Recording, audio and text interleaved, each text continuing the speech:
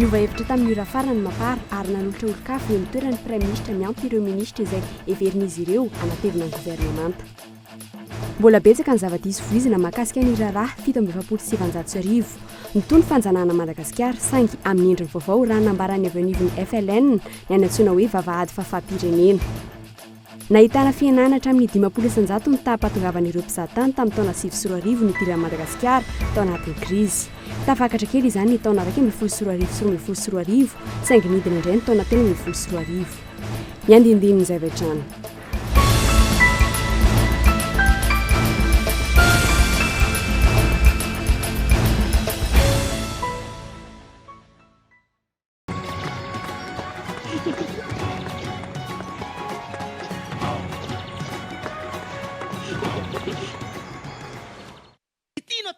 Lasany platy kabone madio mora diovina satria namboarina manokana ty kabone lasany platy ty hanamora ny fandehanan'ny loto ho any tosy sy ny manodidina be masoandro ankady manga fiombonana andranona ohatra ambodrapeto sy ny sisa efa tonga eto aminareo ny kabone madio manatona anyreto toeram-pivarotana ireto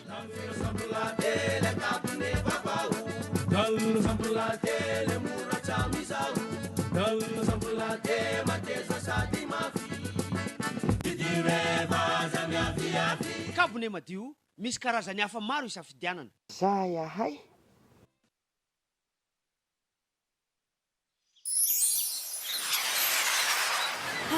mafana tsara kosa zany andro zany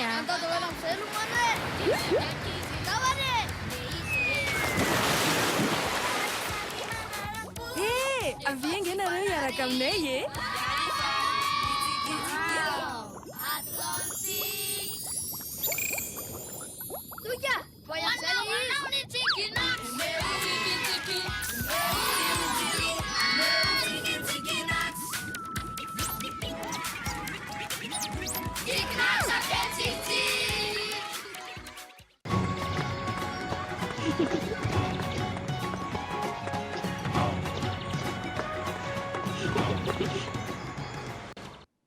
Ankafaliana tompo klasy tompoko vavy no iarabananao amin'izao takarivan'ny alahady 17 ny volana marsa izao. Manasanao mpanajana ary anaraka ity fampalalam-baovao ity hatramin'ny farany.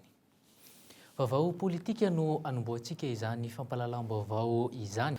Nanolotra anarana hafa indray ny mapara ankoatra ny Ihaja Resampa roa volana taty aoriana anarana izay tsy nolazain'izy ireo saingy fantatra kosa fa niaraka tamin'izany anarana izany izay anarana minisitra avy amin'izy ireo. Raha tsy hivona dia efa nolavin'ny filohan'ny anaran'ny Ihaja Resampa hatrany ampiandohana saingy taty aoriana vao niroso tamin'ny fanoloana ny anarana ny vondrona mapara. Taka izao ny fampahany fanazavana niarahana tamin'izy ireo izay nataony eo hariva io tetsy amin'ny Roxy Antaninarenina.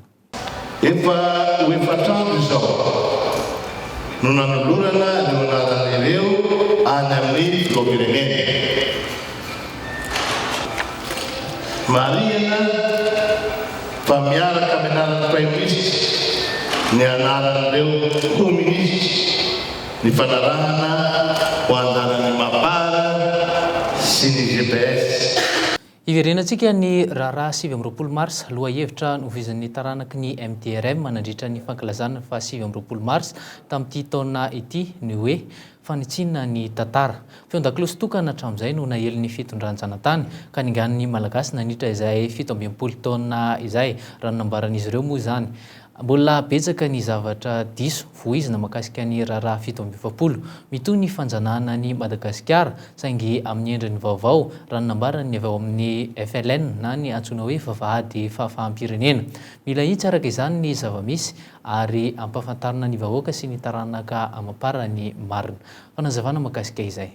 Ny fanapahana ny fitonanana ranotany sy ny fanjakana eto amintsika dia manaraka foana ny fepetra ny programa apetraky ny avy any velany raha tsy ilaza fotsiny tsika nireny mapy ny DCRP sy ny karazan'ireny ary eo ampiandrasana ny ray vaovao indray zao tsika ny redressement économique zay ho apetraky ny Banque mondiale sy ny FMI amin'izao dia izay faneriterena apetraky ny vahiny zay zany toizan'ny FLN ampola nataon'ny MDRM fanafahana ny Madagasikara tanteraka ao anatin'ny faibakony ny vahiny ny raharaha-pirenena misy eto Madagasikara satria tsy mifanaraka mihitsy amin'ny tombotsoa na mitoejavatra takininy malagasy mazana ny zavatra apetraka reny fepetra reny ary tonga fitenenina mihitsy ary hoe tsy zakany tsenany gasy ireny zavatra reny. Fa toy izao kosa ny hevitr'ireo olona sendra ny mpanao gazety teny toerana tamin'ny omaly nanontaniana ny zavatra mety ataony raha toa ka niaina tamin'ireny vanim-potoana 7 sy 700 reny izy ireo. Fanazavana. Ianao tamin'ny 47 vonina dia iarany tanindrazana. Vonina tanteraka tokoa iarany tanindrazana satria ady lehibe zany ho an'ny zanaka sy ny faramandimby io zany dia tsy maintsy mandray andraikitra ny tena raha ohatra ny tena tojin'izany fotoana zany tamin'ny fotoana io. Tena vonina iarany tanindrazana sy ny firenena ary isorako ireo ray aman-dreny taloha mihitsy no nahazony amin'ny fahaleovan-tena antsika fa zava-dehibe amintsika izay. Vonina mihitsy iaroko satria tanindrazana iala dia vonina ny ady ho an'ny taranaka ankehitsiny vonina tsara. Vonina mihitsy zany tanindrazana zany tena niady tsy maintsy ady amin'ny tanindrazana zany no raha tamin'izany fotoana zany. Inona nataonao ohatra? Miaraka amin'ny mpitolona rehetrarehetra tamin'izany zany. Vonina mihitsy iarany tanindrazana satria teratany malagasy masina ny tanindrazana ary vonina izay zany iaro azy raha tamin'izay ny tamin'ny androny re nataony lehibe taloha reo zany dia tohizana. Tena vonina miaro ny tanindrazana satria za teratany malagasy. Dia inona ohatra nataonao? Azy aby zay mandeha rehetrarehetra io azo atao daholo. Ohatra hoe reny le nataony tamin'ny zokobe tamin'ny 47 reny. Raha reny ve miatra ve dia tsy ho vonina ianao hiatrika andray, tsy maintsy vonina ianao hiatrika andray. Famantaran'ora, famantaran'andro, teny roa afangaron'ny olona nefa samihafa ny zavatra ambarany. Isan'ny ampiasain'ny malagasy namantarana ny fotoana sy ny famantaran'andro. Ny famantaran'ora kosa dia ilay ampiasain'ny be sy ny maro amin'izao fotoana izao. Ny toe-java-misy teo amin'ny tontolo androany no namakina ny malagasy ny ora ampiasainy. Sorakotondrena. Tsy ambaka ny vahiny ny malagasy nanana famantarana fotoana nandritra ny ray andro tontolo isika. Ankehitriny zary lasa lova-tsofina sisa izy ireny. Zara raha matadidy iray na roa sisa ireo malagasy indrindra ny etỳ andrenivohitra. Ohatra hoe misafelika ny kiary ve na hoe maneno akoho hoe mitatao vonana na hoe mody omby terabao hoe maisy mba vilany. Ohatra hoe amin'ny firy zao zany? Maisy mba vilany zany zao ohatra hoe amin'ny 7 tsy tadidiko. Mbola mahafantatra.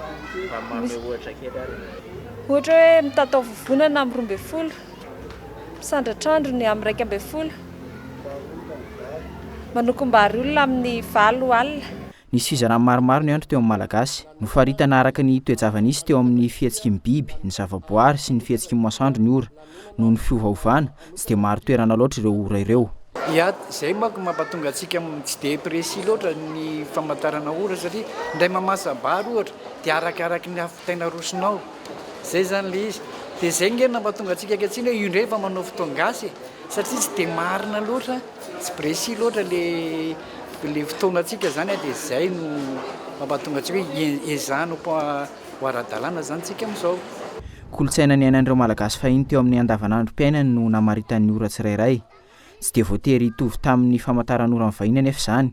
Raha ny famantaran'ora amin'izao fotoana izao ohatra no jerena dia efa voatsinjara ho 420 ora ny andro iray. Tsy toy izany anefa teo amin'ny malagasy fa nisy fiovana isaky ny toetr'andro. Nofaritana ihany koa ny fotoana tsirairay tamin'ny alalan'ny zava-misy. Ny andro no rahana dia fihetsiky ny biby amam-borona. Ohatra hoe misasaky ny alina, misafoelika ny kiary, manao an'izao zany ny kary, maneno fitatra, mioratsahoana, mazava tsinanana, dia mibombody lanitra dia miakatra amin'izay ny hoe vaky masoandro, mivoadolo, maimbony ravina, mbi amin'ny aratra ambany, mbi amin'ny aratra ambony, mitatao vonana, miilany ny andro, mitsidika andro tonga eo ambaravarana ny andro, dia miisaka ihany tonga eo amin'le tsatoka kely famatorana zanak'ondry, tonga ery amin'ny fikotrehana koa ery amin'ny soritany ambavavitsoko, mipaka amin'ny rindrina tsinanana, tafapaka ny andro. Dia jerena koa ny fihetsiky ny biby eny an-tsaha, mangoron'omby, malodoasa, mody omby terabao. tsy mitovy arak'izany ny famantaran'ora sy ny famataran'andro.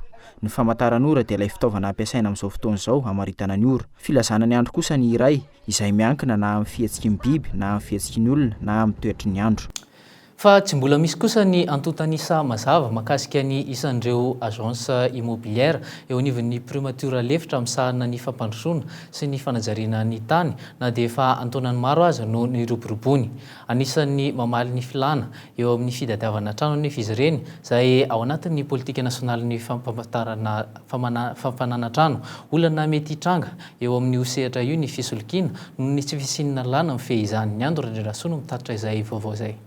Mahatratra 10 alina sy 9 hetsy eo no mipetraka amin'ny trano fonenina tsy zarizary eto Madagasikara. Eo anivon'ny agence immobilière iray nanontanianay mahatratra 10 isan-kerinandro eo no tonga mitady trano faina raha toa ka iray no mitady trano vidiana. Raha isan-kerinandro eo ihany anefa no mahita ny sahaza azy noho ny alafon'ny hofa-trano.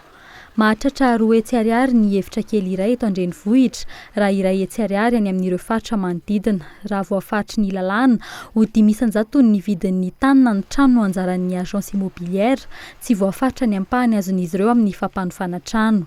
Ankilany, ny 100 ny fifampirarahana amin'ny fitadiavana trano ahofa na mpanofa dia iaraha-miasa amin'ny mpanera farafahakeliny 500 no ampahany fampizaran'izy ireo amin'izany. Ny saropady be le taratasy dia tsy dia miara-miasa amin'ny mpanera izay miresaka zavatra mihitsy satria manahirana be. Ny mpanera tsy dia mahay loatra le papirasa administrative na zavatra mihitsy. Le ahofa iny ny zavatra tsotsotra manko dia azo atao tsotsotra eo. Ny tompony izany dia 5% foana no alohany. Fa izay no fanaraka amin'ilay mpanera aty. Fa izay ilay fanarahana sy mpanera manokana mihitsy izay. Noho ny tsy fisian'ny lalàna mifehy dia azo lazaina ho tsy manara-dalàna izay fampirarahana ataon'ny agence immobilière sy ny mpanera izay. Noho ny tsy fahafahan'ny agence mamaly ny tinady anefa dia manampy amin'izany ny mpanera. Tsy azo tsinontsiniavina arak'izany ireo mpisehatra roa ao anatin'ny fampiarana ny politika nasionaly ny fampanana trano ireo.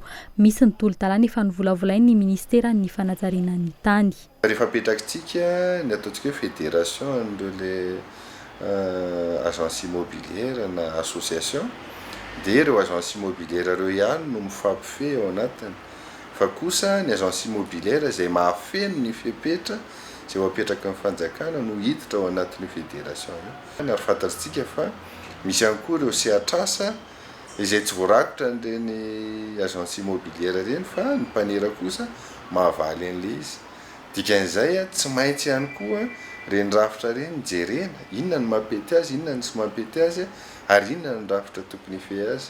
Anisan'ny ahafahana misoroka ny fisolokiana mety hitranga ihany koa ny fampiarana io tolo-dalàna io.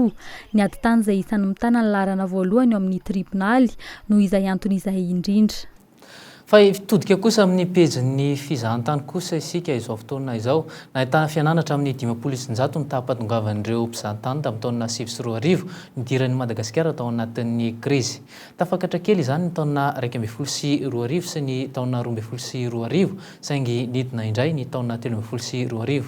Tanjon'ireo mpandraraha eo amin'ny sehatrin'izay fizahantany izay moa ny ampiakatra avo roeny ny taondasa hatrany amin'ny taona 2012. Mbola olana ho an'izy ireo anefa ny ireo milaza ho mpandraraha ao anatin'ny sehatra ny tsy manara-dalàna. Ny Andro Randrerasoa no mitatitra ny vaovao. Mpizahatany miisa 10,507 alina sy 3 hetsy no tonga teto Madagasikara tamin'ny taona 2024 talohan'ny hidirantsika tao anatin'ny krizy. Tsy nisy afa-tsy 7,920 sy 2,9 alina sy 1 hetsy anefa izany ny taona 2024 ary 2,920 sy 9 alina sy 1 hetsy ny taona 2024. Mbola niakatra ihany io salanisa io ny taona 2022. Mpizahatany miisa 5,50 sy 5,000 sy 4 alina sy 2 hetsy ary 2,700 sy 5,000 sy 5 alina sy 2 hetsy ny taona 2022.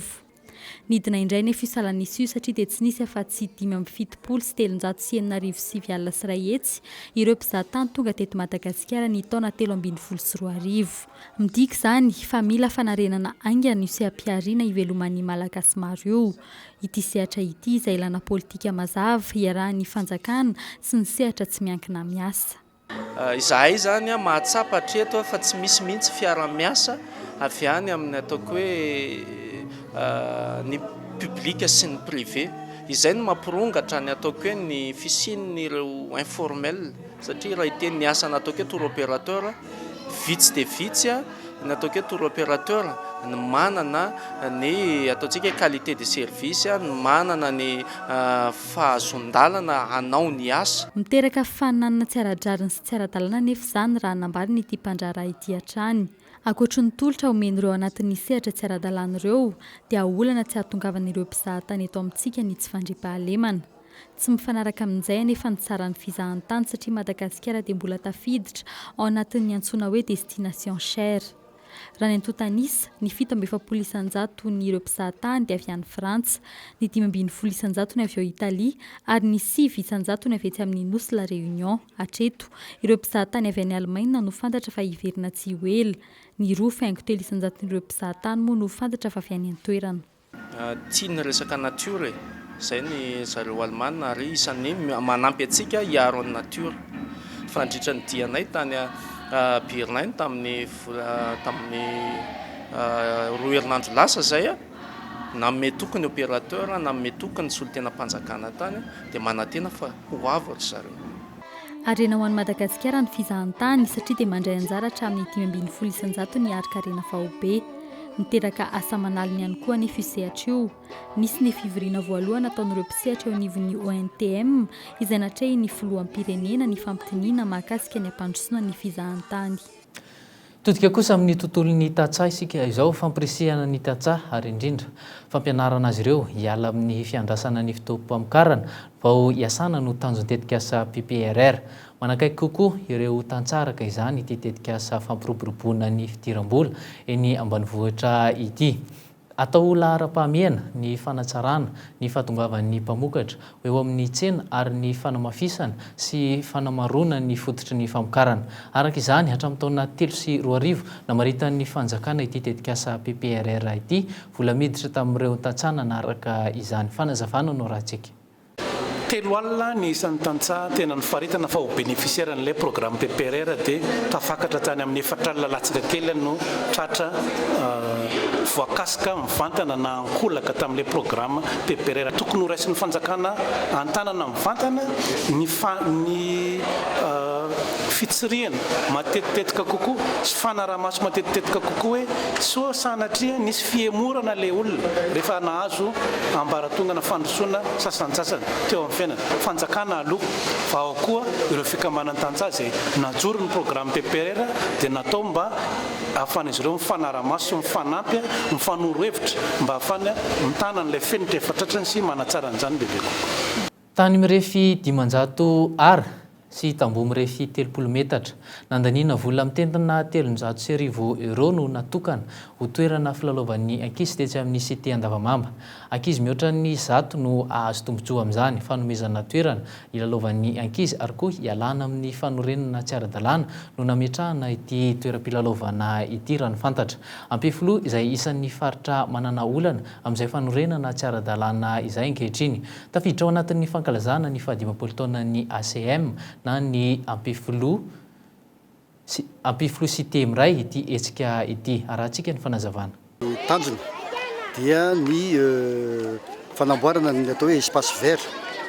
Hitantsika ihany fa hatramin'izay nisy ny cité ampifiloha natokana ho espace vert izy ity fa tsy azo anaovana trano. Ohatran'ny hitanareo angamba nisy problème kely etsy ananiny etsy ka izay no iezahana foana zany ho anatsarana foana ny espace vert mba hialana amin'izay hoe fanamboarana tsy ara-dalàna fananganana trano tsy ara-dalàna. Dia izay mahatonga anay hoe isaky ny quartier eto amin'ny cité ampifiloha dia manana an'ilay mialatsina amin'ilay fitenenana hoe budget 1300 euro isaky ny quartier fanatsarana ny espace vert. Trangam-piarahamonina kosa indray dia vehivavy iray no naratra rehefa izy ampitany arabe teo an-Dota-penaka. Moto telo no fantatra fa nandeha mafy ka tsy tafa-janona intsony ny anankiray tamin'izany. Ny roa kosa tafatsoaka avantany vao nahita ilay vehivavy voadona. Avy hatrany dia nentina tamin'ny fiara iray hiazony hôpitaly moa izay tovovavy izay noho ny dona nahazo azy. Saika niaran'ny fitsaram-bahoaka kosa ilay moto tratra teo sady nandona izany vehivavy izany. Mifefy noho ny tsy fanaran-dalàna mifeny fifamoivoizana moa marihana fa teo amin'ny passage clouté no ny ampitany izany vehivavy izany araha ovetrany ary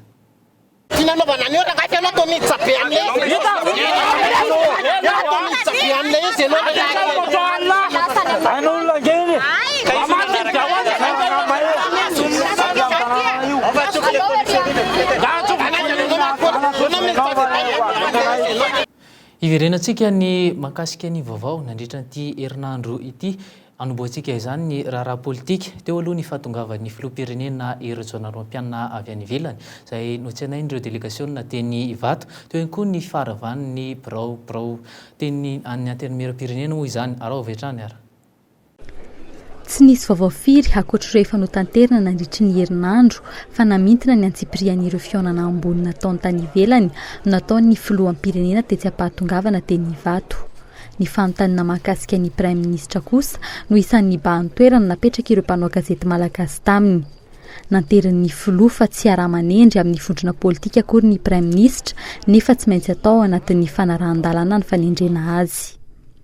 Ny Prime Ministre dia ny filoha no manendry azy ary atolotra le Prime Ministre fa tsy hoe miaraka manendry azy akory. Efa nilazaiko fa ny tombotsoa amin'ny firenena no zavatra lehibe indrindra ary tsy azo andeferana izay tombotsoa amin'ny firenena izay. Ary izay indrindra natonga efa namaritra hoe inona moa ny Prime Ministre ilaina, inona moa ny Prime Ministre tadiavina raha tsy ilay Prime Ministre tombotra antsika amin'izay tombotsoa am-pirenena izay dia tokony anjarantsika rehetrarehetra mieritrretra tsy tokony président rehetra ke mieritrretra an'izany fa ka moa za rehetra mieritrretra mahavy firenena ity za mitarika antsika rehetra mandrisy lahatra antsika rehetrarehetra ny roso amin'izay hevitra izay ao anatin'ny fihavanam-pirenena nefa ao anatin'ny fanajana lalàna ihany koa. Malon'ireo mpanao gazety vahiny avy amin'ny TV5, RFI ary Le Monde kosa omaly nahitana taratra fa mety amin'ity herinandro ity ary mialony dia ny any Bruxelles no tendreny izay ho Prime Ministre. Olona tahaka ny ahoana izany azo heverina ny aolom-baovao ny Prime Ministre ho avy eo. Ce sera quelqu'un tout au moins qui pourra travailler avec le président pour réaliser le programme du président, la vision du président, qui va épouser toute sa philosophie dans la réalisation de son programme. Vous n'êtes pas un politique vous-même, ce sera un politique, ce ne sera pas un politique, ce Premier ministre? Ça peut être les deux, hein. Donc les politiciens sont nécessaires, les techniciens aussi. Moi je pense qu'un bon dosage entre les deux serait vraiment un atout. Est-ce que c'est forcément un personnage nouveau ou est-ce que ça peut être un personnage ayant appartenu à la précédente administration? Non, ça peut être un personnage tout à fait nouveau. Hein. Ça peut être un personnage nouveau. Ça doit l'être? Pas nécessairement. Pas nécessairement, mais il faut que, comme je vous dis, ça réponde à cet objectif que j'ai de vouloir sortir de ce pays de la pauvreté. Donc, il faut vraiment qu'on ait un Premier ministre qui ait cette étoffe-là. Izary no Prime Ministre rehefa zoiny ireo tenin'ny filoham-pirenena ireo dia tsy hanambitana ho voatendry aloha ireo olona izay efa nalaza tamin'ny tetezamita, indrindra ireo olona voatonontonona ho tafiditra tamin'ny resaka afera isan-karazany. Ny 2 aprilo avy izao no tanterana ny fihaonana andehanan'ny filoha malagasy any Bruxelles, manana fitondra arak'izany ny filoham-pirenena anendrina ny Prime Ministre manomboka rahampitso.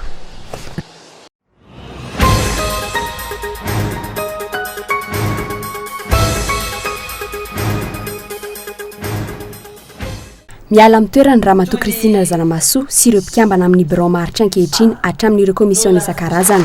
Mahitsy ny fanazavana nety ny HCC androany. Tsy azo ampiarina fa tsy mpianatiny izay tsy nentina teny amin'ny fitsarana avy momba ny lalam-pandroenana no hamarinina araka ny lalam-pandroenana, izany hoe tsy nandalo an'ilay antsoina hoe contrôle de constitutionnalité.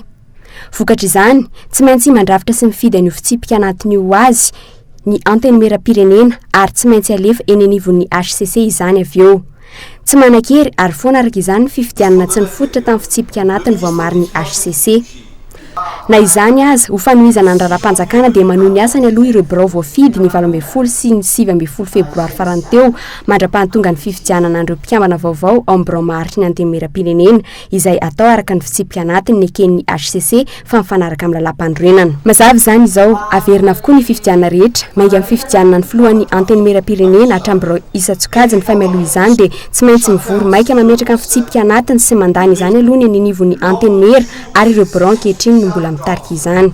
Ao aoriana vao isy ny fifidianana ny birao raha tsy aivina no tohizany mampaharatra ny fifidianana rehetra natao raha toka efa tsy niatrika izany intsony ny PMP ny 9 febroary farany teo noho nahitany fa tsy ara-dalàna ny fanohizana izany fifidianana izany. Tamin'ity androany ity nanome rariny azy ireo ny didim-pitsarana izay nanam-pirofo fa mitombona ny fitoriana izay napetraka izy ireo momba izany. Araka ity didim-pitsarana nivoaka ity ihany dia 70 tamin'ireo député ny Madagasikara no nametraka amin'ny fitoriana izany hoe ny iray apa-efatra izy ireo. Ny 18 Martsa nametraka mémoire de défense ho fanoherana izany Christine Razanamaso milaza fa ara-dalàna tanteraka ny fifidianana nahalany azy ireo. Ny 20 Martsa indray nanohana ny heviny ireo mpitory fa na dia zava-dehibe aza ny fisarahan'ny fahefanam-panao lalàna sy ny fahefampitsara dia tahaka ny androm-panjakana rehetra ilaina ny fanarahan-dalàna eo anivon'ny antenimieram-pirenena. Raha ny fizarazarana solombavambaoka ankehitriny sy ny raharaham-pirenena amin'izao fotoana izao hita fa mafy ary manomboka hitam-bokatra ny famerenana ny tany-tany-dalàna ny masoan'ny filoha-pirenena mazava ihany koa fa miatery ny lalan'ny Aja Resampa mihazo any Mazarivo raha toka misokatra kosa ny lalan'ny vondrona mapara ho an'ny toeran'ny mpanohitra.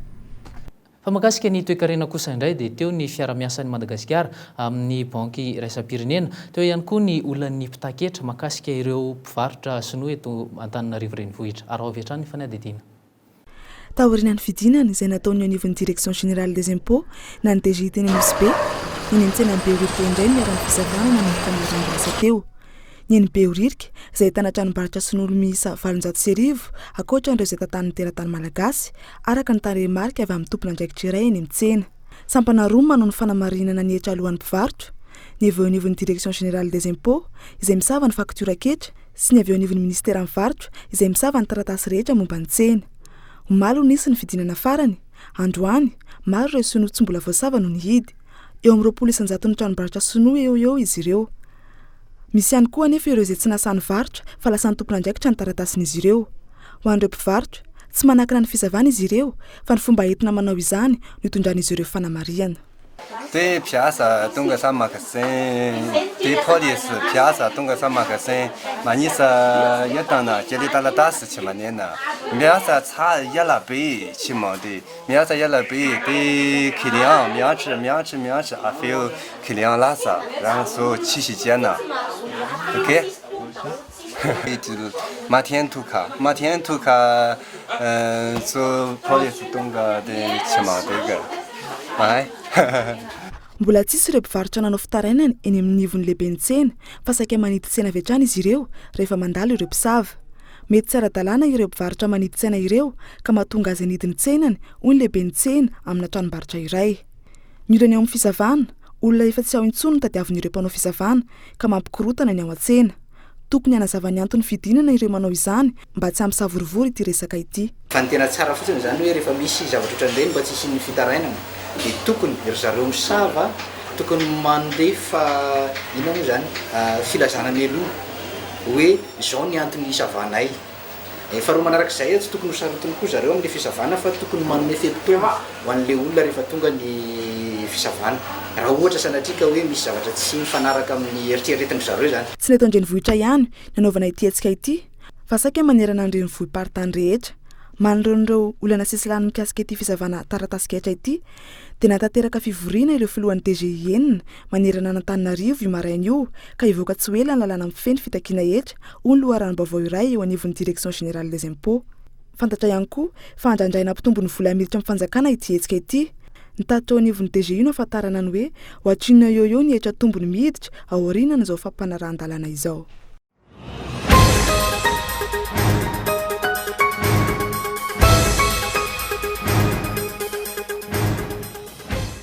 Noho ny antony maro toy ny krizy ara-politika, ny maintany, ny andiam-balala ary ny fahantrana lalina miasarotra ny fanjarian-tsakafo ho an'ireo tena manitra eto Madagasikara.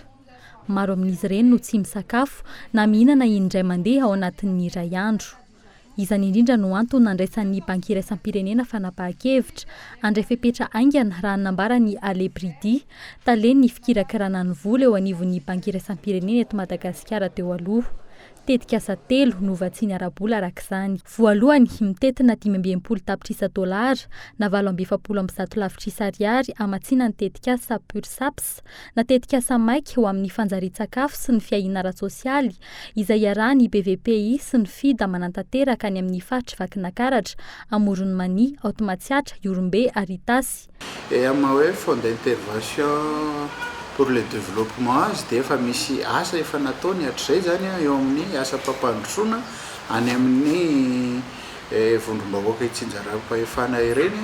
Tsy izy moa tsy afaka misamboboly mivantana amin'ny any ivelany fa tsy maintsy fanjakana foibe izay soloan'ny ministeran'ny vola sy ny teti-bola manao an'izay fanaraha zay dia zay no amezana azy indray, zay le atao hoe rétrocession. Faharoa ny tetikasa Pozens na tetikasa maiky eo amin'ny lafiny fampianarana, fahasalamana ary ny fanjarian-tsakafo mitetina $10 tapitrisa na $220 lafitrisa ariary. Ny faritra Amoron'ny Mania sy Aotomatsiatra no andray tombontsoa mivantana amin'izany raha toka komina 520 manerana ny faritra Vakinankaratra sy Itasy sy any amin'ny distrikany Betioka Atsimo sy Ampania no azo tombony ankolaka. Fahatelo farany mitetina $220 tapitrisa avy amin'ny banky iraisam-pirenena hatrany saingy tamin'ny alalan'ny gouvernemanta japonais izay hoentina ampitomboana ny vokabary amin'ny alalan'ny fanatsarana ny famatsin-drano. Faritra 3 andreketan'ny fandaharana asa nasionaly BVPI dia Imarovoay, Itasy ary Alaotra no azo tombony amin'izany. Ireo faritra nandalovan'ny Andiambalala, Isiny, Maitany izay Isiny tsy fanjarian-tsakafo moa no azo tombony amin'ireo tetikasa 3 ireo.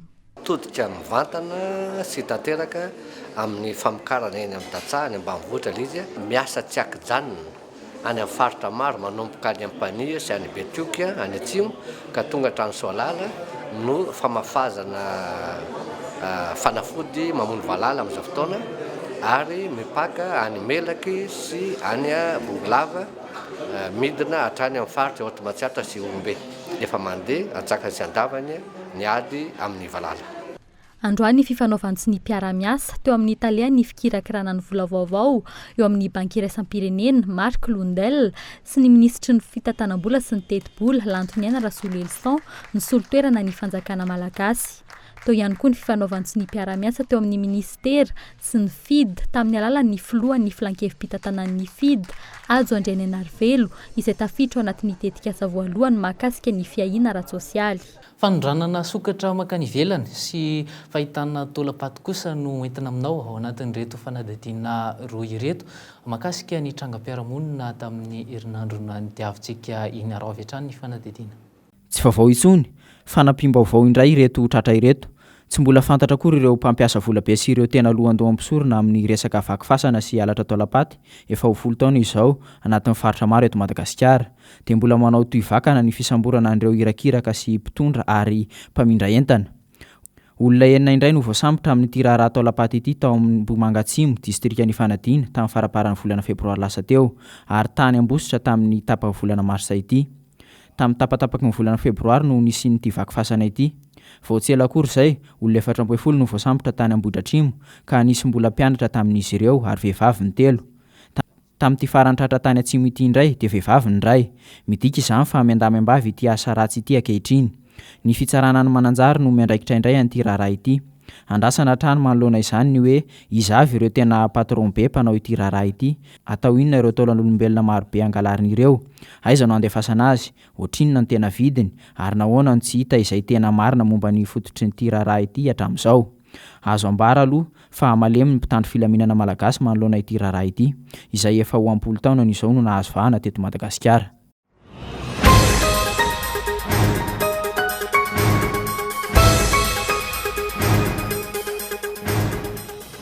Efa ngiadra ray volana mahery tany Hong Kong ity raim-pianakaviana ity ary vao omaly no tonga teto Madagasikara. Tratran'ny pôlisy tany Hong Kong nitondra sokatra 730 sy tanalahy 9 tsokosoko ny ala avy taty Madagasikara ity lehilahy ity. Ny pôlisy avy eo amin'ny PAF no nandray ny fanadihadiana azy vantany vao nikadina teto atoerana izy. Tamin'izany nahafantarana fa efa fanao ny fanondranana sokatra tsokosoko io ary anontolo ara ny fakana izany. efa ngiadra tana tamora ihany koa izy tamin'ny taona 4 ny mahatalanjona mbola rahalahiny ihany koa ilay tratra teny ivato tapabolana lasa izay saika hanondrana sokatra tsokosoko ihany koa natolotra ny fitsarana androany ity raim-pianakaviana ity ny ministera ny rano sy ny ala no isahana ny fampodiana ireo sokatra sy tanalahy izay mbola any Hong Kong. Mazava kosa fa raha raha-mpianakaviana ity fanondranana sokatra sy tanalahy ity raha ny fahitana an'ireto mpirahalahy mianala mpanondrana biby atsokosoko ireto efa nentina tamintsika teto fa sazy hatranomaizina hatrany amin'ny 10 taona sy fandoavana lamandy hatramin'ny 10 tapitrisa no sazy miandry izay tratra manao izany. Tontolon'ny sosialy kosa indray raha antsika eo anatin'ireto fanadihadiana ireto izay vaovao efa nandeha tamin'ny herinandro moa fa misongadina kokoa araka izany ny fiatoana eo amin'ny alafon'ny teknika na ny chômage teknika izany eo ihany koa ny fampianarana izay tsy mitovy lanja eto Madagasikara ary avy hatrany ny fanadihadiana. Mitombo isa-taona ny tany sy fananana azy eto Antananarivo noho ny fikatoanan'ireo orinasa fakaba.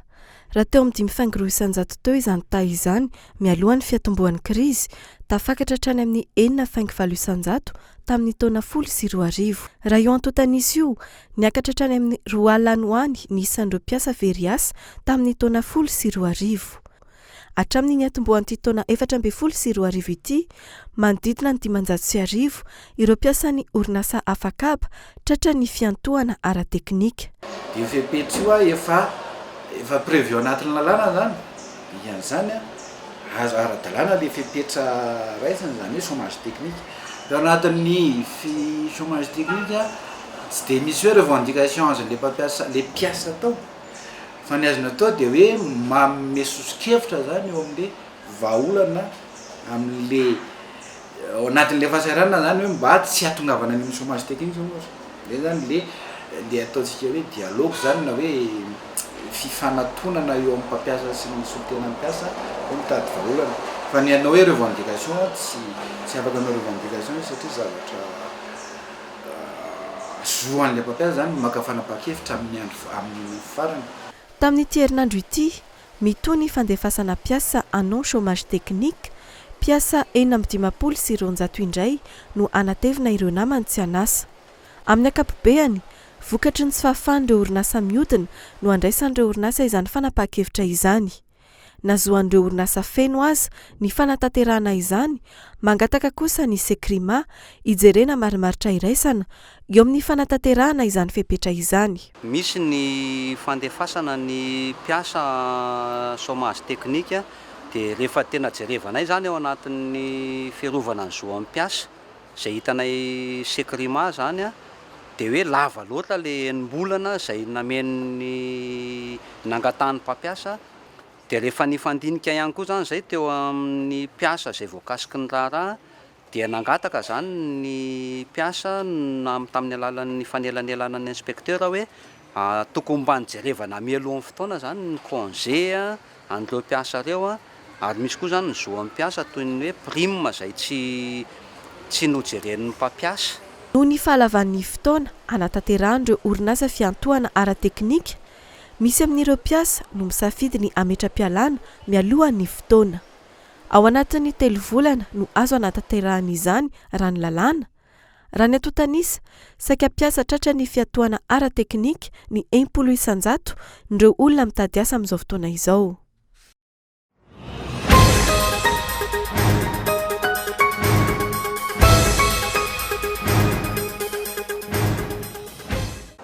Antony iray mampitombo ny tsy fananana asa eto Madagasikara ny tsy fisian'ny tolotra raha oharina amin'ny tinady. Noho ny tsy fahampiany ny fampahafantarana an'ireo mpianatra ireo seha-piariana misy sy ireo asa foroniny mivangongo amin'ny sehatra vitsivitsy ireo mpianatra vao navita fianarana.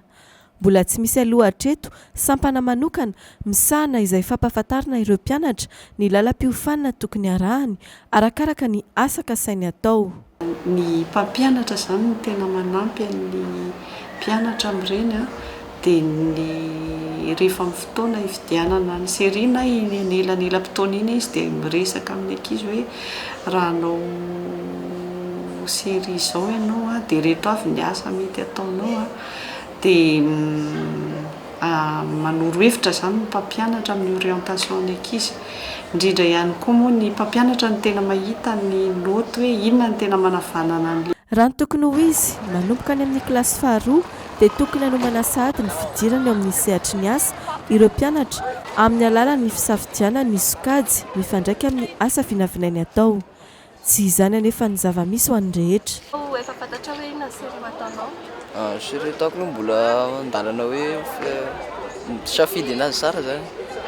Inona ny anton'izay hoe mahatonga an'izay hoe mbola tsy fantatra mazava tsara ilay sery atao? Satria mbola mijery hoe fahaizanao ao an-dakilasy, ao an-dakila hoe ahoana sy ahoana tsara ohatran'izay.